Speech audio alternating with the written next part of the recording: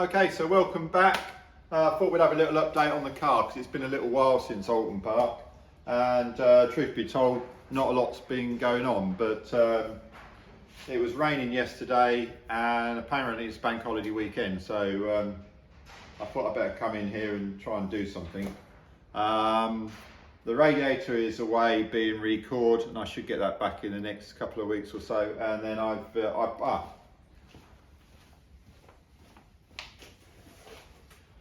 been splashing the cash and I've actually managed to buy a new starter motor. Had a word with Luke and the guys at Wasp Performance and they sent me this, so probably won't fit this today, but have a little look at this.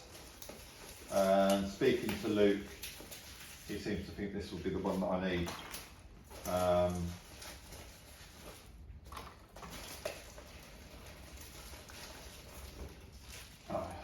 There we go. It's quite a, it looks like it's quite a compact little starter motor. I'll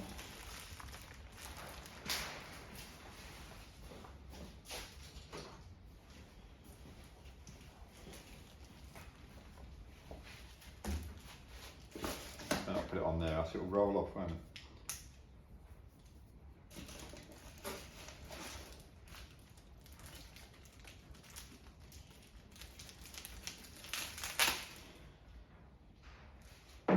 Nothing else, it's well packaged. So what I was saying to Luke was I haven't got a lot of room. What's that in there? Oh, nice little terminals and what have you. So the one that I tried and some of the other ones that they do have got the terminals on the side there, and they just foul between either the frame or the engine. But he said this one's a little bit more compact, which you can see it's quite, and then but it's got an indexable front, so you can bolt it on and turn it whichever way around. So I probably won't get that on today, but yes, that's that.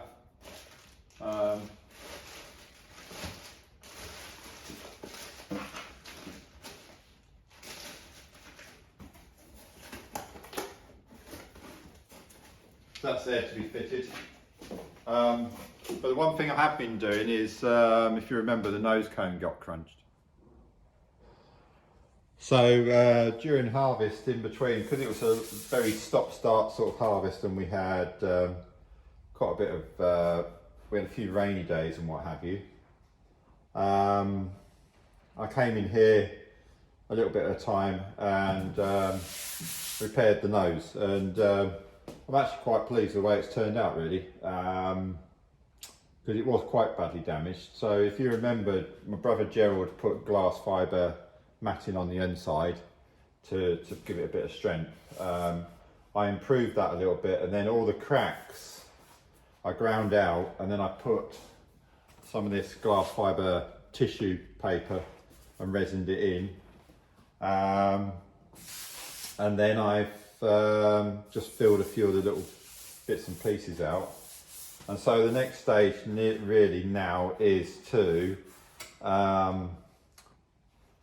put a layer of primer filler on, and so I'm going to paint it myself. I didn't paint it originally.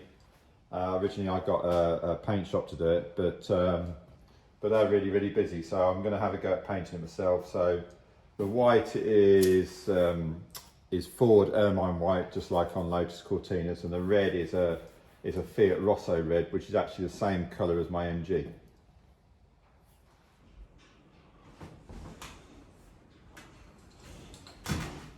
Okay, so here we are. We're in my paint spraying booth, but don't get too excited. It's only like a converted lorry body, and we just put LED lights on in there. We've got a heater in here. We've got a fan in the end just to extract away the fumes. And it's when we're restoring vintage cars, we've often got little bits and pieces that we need to come and paint in here.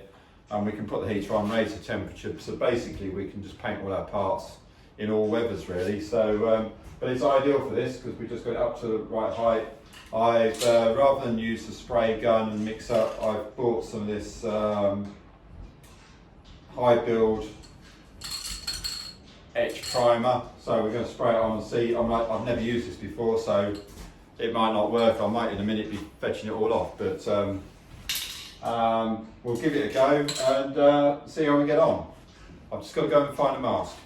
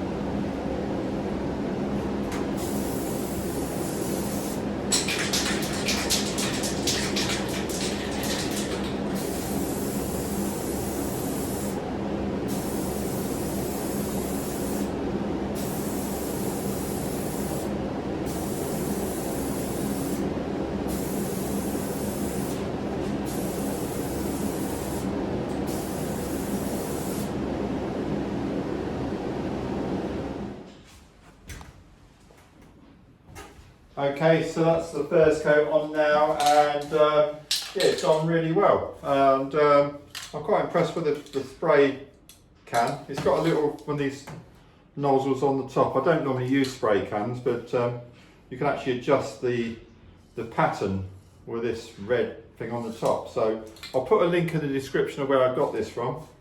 But so far it looks all good. So I'm going to let that dry now. I'm going to go and have a cup of tea, let that dry, and then we'll come back out and have a look.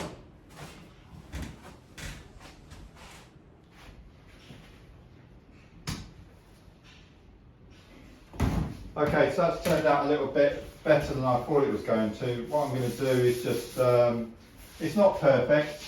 It was never going to be a perfect job because after this season I'll probably get a new nose cone, but as long as it's, what I want it to be is acceptable to go racing with. So, and there's always a chance with these cars that you get them too good and the first time out you'll get bashed again. So I'm going to mask up the nose because I've decided to do the red first. I'm going to do the red first, then I'll mask the red back up. So what we're going to do is we're going to try and mask up so there's a stripe goes up the middle, there's a piece around the nose cone and then another stripe. So that's what we're going to attempt to do.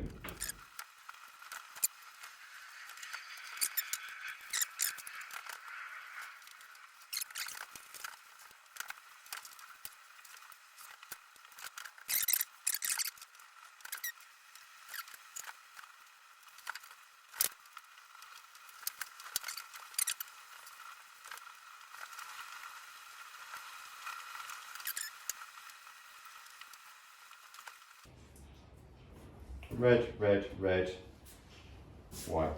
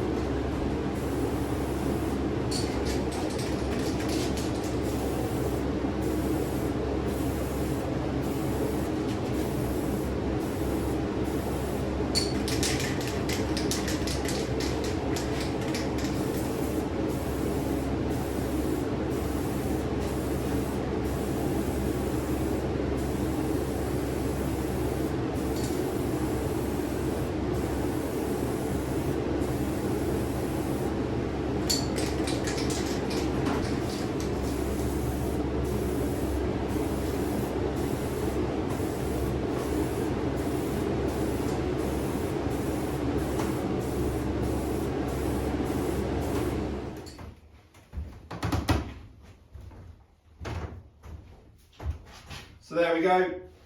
Came back out this morning and not as clever as I thought I was. So the finish wasn't very good. So I started rubbing it down. There's still some more work to be done, but I really ought to go and crack on with some farm work now. So I probably won't get back till next weekend. So I thought I'll finish the video here.